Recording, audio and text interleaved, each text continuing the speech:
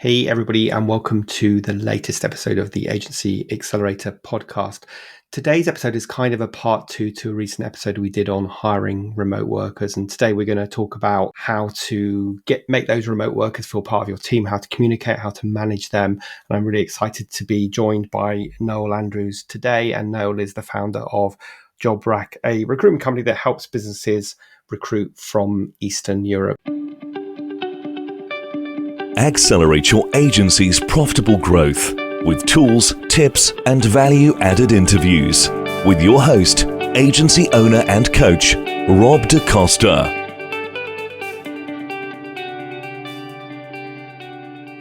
Welcome to the podcast, Noel. And I don't know if you want to do a better introduction about your business than that, or at least give us a bit of insight about how you got into what you currently do.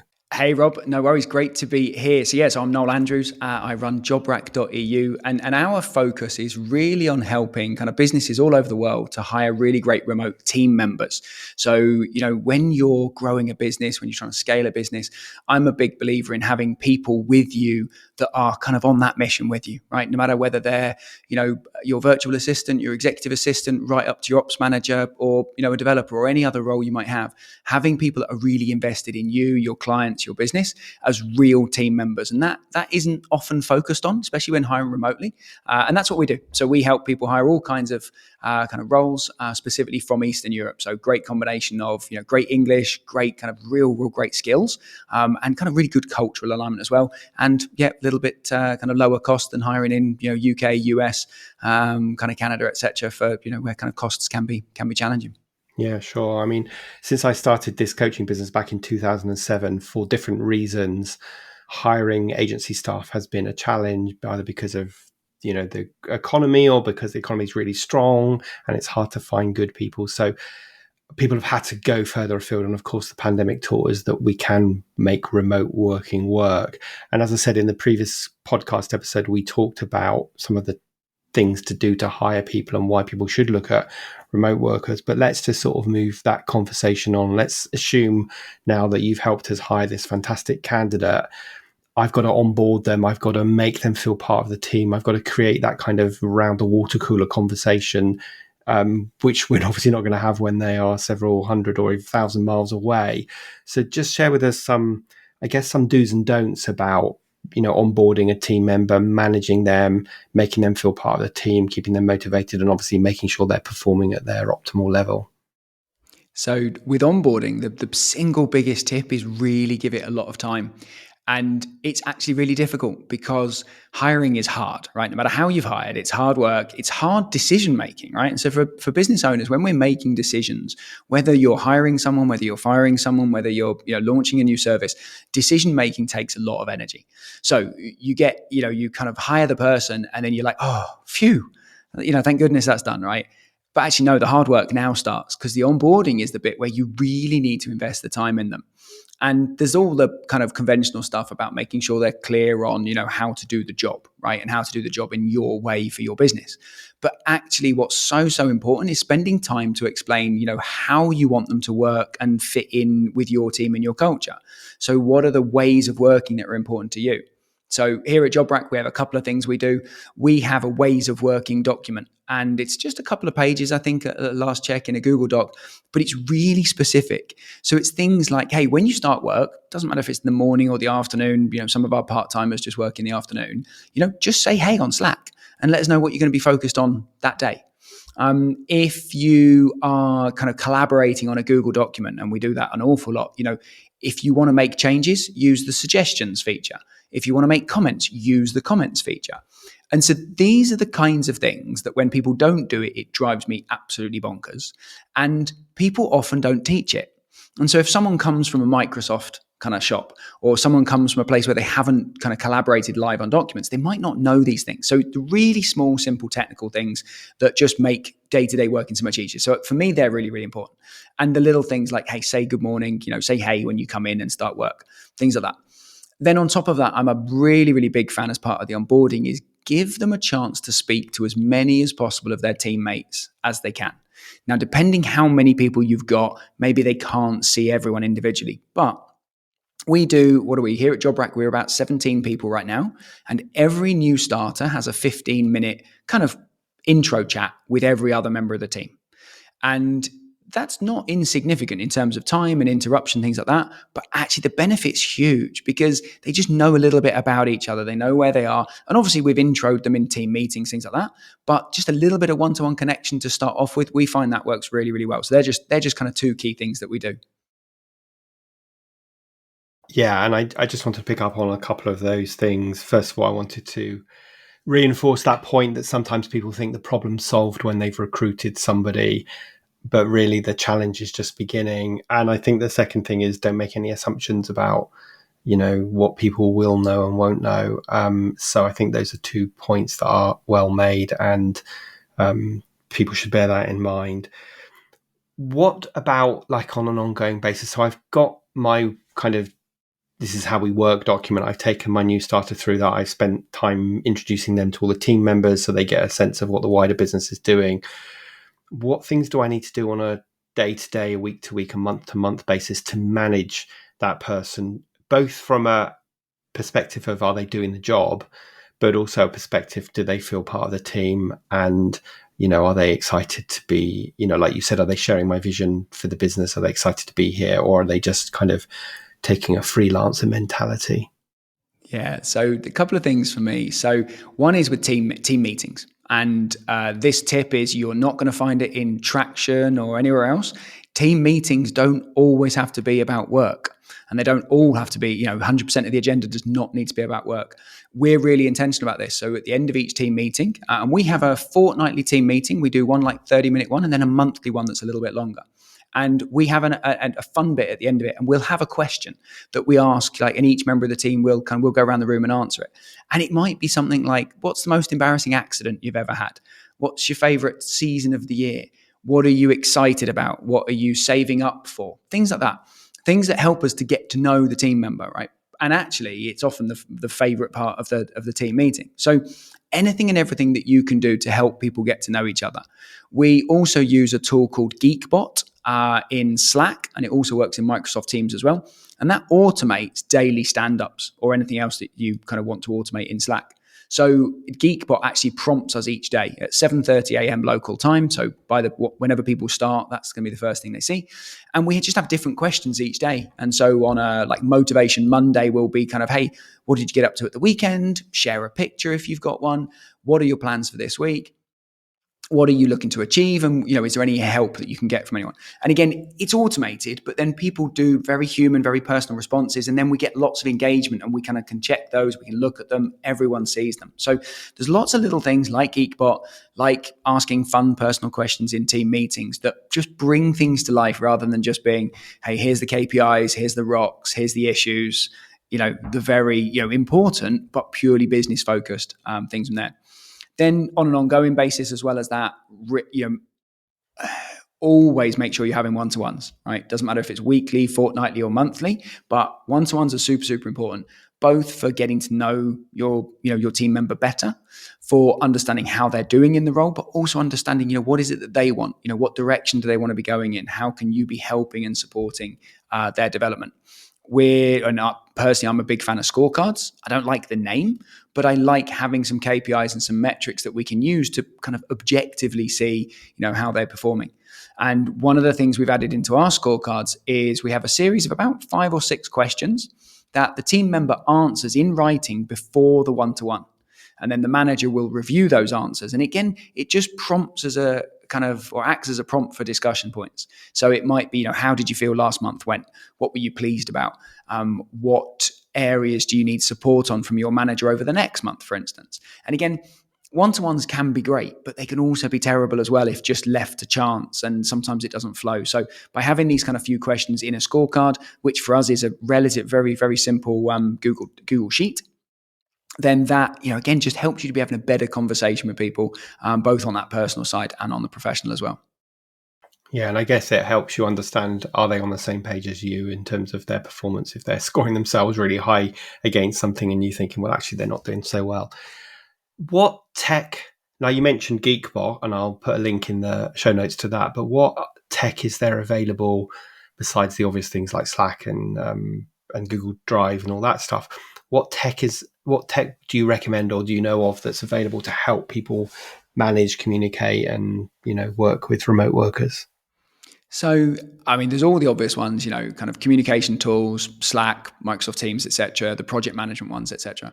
Then there's a few that we're trialing right now that are like the kind of the next level above. So, for instance, we use Zoom for most of our team meetings right now, but it's, you can never quite see everyone at the same time. When someone shares the screen, you lose the videos, things like that. And so we're trialing around.co, which it's now owned by the people behind Myro. And that is a really nice experience. Myro is also a great tool for collaborative meetings. And so I've seen that used to really good effect. We're just about to trial that ourselves. And it's like sharing a screen, but it's like the best example I can give, it's like you're in a kind of a 2D theme park and you can move people around during the meeting to different places. And that just adds an extra little bit of fun and kind of gets engagement during the meeting. People can put like sticky notes on the screen, things like that. So that combination of around.co, and around.co it's a Zoom replacement. And I think it's free right now, actually. And that has some games built in as well, which can be fun and just, how can we kind of have a little bit of fun with it? Like I mentioned, Myro is great. And then we do, other things that we use. So we do birthday cards and work anniversary cards for team members. And so we use a very simple tool called sendwishonline.com for that one. And they're just collaborative birthday cards. So my assistant will create the card in the first place. She has tasks in Asana, which that's one of our project management tools, to kind of prompt when it's 2 weeks before someone's birthday. She creates the card, and then the link gets shared to everyone in the team except the person whose birthday it is. And then we go in, you can choose a GIF, you can add an image, put a nice message. And we really like this. And all of us, when we receive them, it's just really deeply personal, really easy to do. Like I said, we do it for birthdays, we do it for work anniversaries, we do it when people start us, and we do it when people leave with us. And that's a really great simple tool. So Send Wish Online is good. And I think my final one, and this is a really obvious tool, but an unusual use of it. So loom.com, right? So super easy for just doing videos, whether you use them for your clients or what have you. One of the things that we've found with our team and with lots of businesses I've spoken to is that the team don't really know what the CEO or the owner or the founder does, right? They see us on the team meetings, right? And it's all friendly and lovely, but they don't really know what we do day to day. And so one of the things that I started doing was doing little Loom check-ins. I might be walking to a WeWork office. I might be, who knows, walking back from the gym even. And I'll just shoot them a couple of minute videos saying, hey, this is what I'm up to this week. This is what's going on. I'll try and celebrate some wins and, kind of do some praise for things that have been going well, share some successes, or, the flip side, if things aren't going so well for any reason, share that too. And just giving them a little bit of an insight and slightly more kind of, insight into me and what I'm doing. And the business owners that I've recommended this to that have done it have seen similar kind of great feedback on it, because otherwise people just don't really know what we do. Yeah, such a great insight and something that we completely take for granted. I love Loom, and I use it in 2 key ways or 3 key ways. I use it to give feedback to my clients because I feel like, from my perspective, it's much quicker for me to give feedback on a video with the screen that I'm reviewing in front of me than it is to write an email. But 2, I think it just adds that human element to it. And I know my clients really like that. And I also use it, interestingly enough, for my standard operating procedures. So if I have a remote VA team in the Philippines, and I realized after making many mistakes using virtual assistants that I needed to document my key things that I needed them to do to make sure that whoever did it was doing it consistently. And I use Loom to show people how to do that, because it's so much easier than, especially someone who English isn't necessarily their first language, than it is reading something. So there's another really great implementation of Loom, which is to use it to update your team. I think that's such a great idea. So there's some links that I'll put into the show notes of those tech tools that you mentioned, and I'm going to go and look at around.co afterwards to see if it's a good replacement for Zoom. So just thinking, are there any roles that you feel are not good for remote worker roles? Now, let me just give you a bit of context for that. So in the marketing agency world, I think people are very used to outsourcing technical roles like web developers or SEO specialists or and so on. But what they're more reluctant to outsource or hire remote workers for would be more client-facing roles like account management or project management roles. And they might be fearful that English might not be their first language, and therefore their written or spoken English might not be good enough, or the time zones might be difficult. So what would you say to somebody who was talking to you and said, that I get the idea of remote working, or remote hiring, but I'm very reluctant to put these client-facing roles as remote workers. And yeah, I still can't find them locally. Yeah, and we do this a lot, and that's exactly the conversation I have an awful lot. There's a couple of things with it. So first of all is, when hiring, offshore particularly, whether it's Eastern Europe, whether it's the Philippines, South Africa, wherever it might be, less so South Africa, obviously, but oftentimes if you're hiring people that English isn't their first language, they might have a little bit of an accent, right? But generally, certainly for Eastern Europe, the quality of English is extremely, extremely high. So we can find people that are really, really good. There is often the concern, especially with some of our US clients, that they're like, oh, well, what will our clients feel if, they hear like a really kind of strong accent or an accent of any kind? Like, will they feel like, we've outsourced and got just cheaper labor and, the quality is not going to be as high? And the best tip that I've ever had around this that works amazingly well is it's all about how you introduce your account manager. So if you think about when you go to see a comedian, if you go to a comedy club or to a big comedian on stage, or even any kind of act, they will generally get introduced on stage. And so it might be something along the lines of, hey, I've got an amazing podcast host coming up for you right now. This guy's absolutely brilliant. He's got an amazing audience and he asks some really insightful questions. I just want to give a big hand to Rob. And, that's kind of a stage kind of example. But with that, even if someone doesn't know you at that point, then they're kind of, oh, okay, well, there's a bit of kind of almost credibility being lent to it. And so I do the same thing. So my hiring advisor, Vanya, so he handles all of our consultation calls. So, by any other kind of label, you might call Vanya a salesperson. However, actually, when I hired Vanya, I went out to find a non-salesy salesperson, because everything that we do is about having a consultation call, because we want to understand, well, what do you really need? Are we the right fit? And I had that same concern, right? So I'm the founder of the business and I have business owner conversations. So I'm like, right, how am I going to delegate this? And I talked to lots of agency owners and business owners about this exact thing. How can I get myself out of all of the things I'm doing? And so when someone books a hiring clarity call with us, that's our consultation call, the first thing they see is a video from me. And it's like saying, hey, thanks so much for booking a call. I want to introduce you to Vanya. He's my senior hiring advisor. He's got a ton of experience helping and advising business owners on the right roles and the right approach to remote hiring. So you're in really, really great hands. And I'm here to support in the background as well. Really looking forward to seeing, if we can help you. And that kind of removes a huge, huge amount of kind of concern in that regard, because we've said, look, this isn't just any old random person that I've hired for $5 an hour. This is someone that is really, really good. So a lot of it is how you choose to handle it and believe in it. That being said, you have got to hire the skills and the quality that you need. So if you are having an account manager, they've got to be skilled in account management. They've got to have good enough English. Doesn't mean they won't have an accent. I mean, half of the UK, we all have different accents. That in itself isn't a problem, but it can be a fear. And so finding people that come across really, really well, that really care about your clients, particularly for account management, that's super, super important. So in answer to your question, do I think there's any roles that aren't suited to remote or specifically being kind of offshore, further away? The only ones I'd say is if they need to be face-to-face in real life with the clients on a regular basis, right? And all of your clients are, let's say, in a particular geography. That's going to be harder, obviously. These days, there's not many roles like that. So much business is now done kind of remotely, etc. For most agencies, almost all roles can be remote. But the choice is about how you want to run your business. So, there are lots of agency owners that want to have the team in the office all together collaborating. And that can be great, but it's hard because then you are limited to the talent pool that you can find within a commuting distance from your office. So the agency owners that are really kind of getting the big benefit from, hiring remotely, both the quality and the affordability of it, are the ones that kind of have been a bit more flexible about that.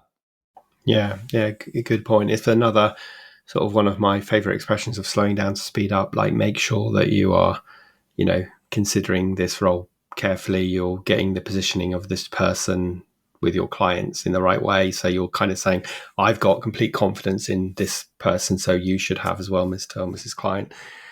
Let's move on to talk about sort of underperformance. I've got this remote team. I've got someone that's underperforming. I guess two questions to this really. What are the things I should be checking on a weekly, daily basis to make sure my team members performing? And then when I find they're not performing, what should I do? And I think one of the reasons for asking this question is because a lot of agency owners are kind of control freaks and micromanagers. And so they've obviously got to change that mindset if they're going to hire people who are in different time zones and, all the rest of it. Yeah, it's a super interesting one. And we often feel, and business owners really, really often have this fear that, well, if I can't see them, how do I know they're working? And yet, if you were to actually look at the screens of your average person in an office, right, they're not working for 8 hours a day. There's a good amount of Facebook, there's a good amount of Instagram, the news, whatever it might be. But there is this feeling that, well, if I can see them, they must be working. And if I can't see them, then what if they're not? So I think, there are tools you can use. You can use time tracking tools. You can even use time tracking tools that, take screenshots from time to time. Now, personally, I'm not a fan of those because I think it just shows mistrust from the start. You'd be very unlikely to do that in the office, right? Yeah. So I just wanted to interrupt you on that yeah. because I was with a client yesterday and he's working with someone remotely via Upwork. And this person's not performing. And it was really interesting to look into. I don't use Upwork much, but it did exactly that. It showed you how many clicks, it showed you the time he was logging and then how many clicks he was making in that time. But that doesn't really tell you anything, does it? So it's kind of looking at the wrong metric in a way. It does. And it sets things off to the wrong level straight away for me. So you can use tools like that. Ultimately, it's about setting clear expectations about what you expect and then checking in with them and having a conversation with them just as you would with anyone in the office. It's no different. So, are they communicating in a way that you'd expect? Are you seeing the work deliverable that you'd expect? If it's based on output, are you seeing the outputs? And, I'm a big fan of just let's check in. Hey, how's it going on? How's it going? Let's see how you're progressing with something, depending on what they're doing. Scorecards are super helpful for this as well. Having clear KPIs in place, this is what we expect. And just having those good conversations. In our experience, the vast, vast majority of kind of remote workers and workers in general, team members, want to do a good job. And one of the things we do find is that often as business owners, we're not always great at setting clear expectations or taking that time to explain what it is that we really want. We think, well, because we know how to do it, they should know how to do it. So checking in and giving people permission to ask questions, right? So setting that up front and being like, hey, look, when I explain how to do something, if it's not clear, please ask me, right? And, what questions? And at the end, if you do find an instance where something's not done well, kind of going, hey, how could I have explained that better so that, this was clearer? So that can be really helpful. If you do get in this situation and, we should all be giving way more feedback than we generally do, both, positive praise and constructive. One model that I use a lot is called the AID model. So it's AID. And it stands for action, impact, do. Now, generally when we're giving feedback, we will tell them what they did. So, I don't know, let's say you've got someone that didn't, submitted a document that went to a client that had spelling errors in it. And what you typically say is like, hey, look, that kind of document went to the client, it had typos in it. The client kind of mentioned it to me. It just didn't make us look very professional. Like we, it just didn't look very good. What I want you to do is make sure you spell check your documents before anything goes out. And when you give feedback like that, most people will be kind of like, yeah, of course I will. Yeah. They don't really take it on board. And what the AID model does is it adds the impact into the middle of it. So if what you say is, hey, that document went out to the client and it had typos in it and they contacted me. And the impact of that is that the client feels that we don't care about them and the quality of our work. Another impact of that is that I don't feel that I'm concerned that you don't care about the quality of the work that you're doing. And then that makes me hesitant to give you important work for important clients. What I'd really like you to do is take every possible step to avoid that happening again. So spell checks, getting a colleague to check it. I'd just like you to own, making sure it doesn't happen again. And so the impact, especially when you're saying, hey, look, I'm not sure I can give you more work or the client was disappointed, things like that. changes the tone of that feedback conversation completely. And generally, in my experience, helps to really encourage ownership of them, changing and doing the thing that you want them to do instead. Yeah, that's great. I haven't heard of that AID acronym before, but it is really good. I think sharing the impact of a mistake is super important, because otherwise people don't learn from it. And I just want to say, the other thing to consider when you're giving feedback is where the other person is. Because if the other person's in denial, it's like talking to a brick wall, where if the other person's kind of going, yep, I screwed up, I know I should have checked that, I was in a rush, they're much more likely to take that feedback on board. And I think the other thing that I wanted to add to what you said, or reinforce what you said, is that actually what we need to focus on with our staff is outcomes and outputs and outcomes, and not the hours that they're working. And yes, of course, they need to be available if they've got to take client calls, but we can get too hung up on you started at 9:05 instead of 9 o'clock, as opposed to actually the outputs of, you're hitting your scorecard numbers, you're hitting your KPIs, you're hitting the project plans for the client, and that's what really matters, and you're doing it to a good level. Definitely. And it's all about expectations. So if you have a role where all you want is the outputs, right, and you don't mind, and you're paying per output, or it doesn't really almost matter how much you're paying, but if the thing you want is the outputs and you don't care how long they spend on it, great, really focus on that. There are some roles where you want their hours, but I agree completely. It doesn't matter if they start at 9:05 or 9 o'clock if they didn't have a call. But there is a tendency in some areas for freelancers particularly to kind of basically try and run multiple jobs, right? And to be like, well, I did the job in 4 hours, but I should still be paid for 8 hours. If I'm efficient, then I should get the benefit of that. And I don't agree with that personally, because there's a number of, if someone's a team member and they finish their work, great. What else can they be doing? How can they be developing themselves? How can they help us push forwards? So it's a really interesting balance. And that, for me, is the big difference between, let's say, a freelancer that you've tasked them or paid them to do a project or a task, and a team member who is there to help you and push your business forwards. And there is room for both. And I have both. And we use freelancers from time to time. I've got some amazing freelancers, but my core team are team members that when they finish the things they're working on improvements or development plans or training, things like that. Yeah, I mean, that there's a whole bunch of other topics there that we won't have time to go into. You sort of emphasized why paying or charging on an hourly rate is a bad idea. I'm not a fan of that at all. So I don't think that's how we price or how we should pay people.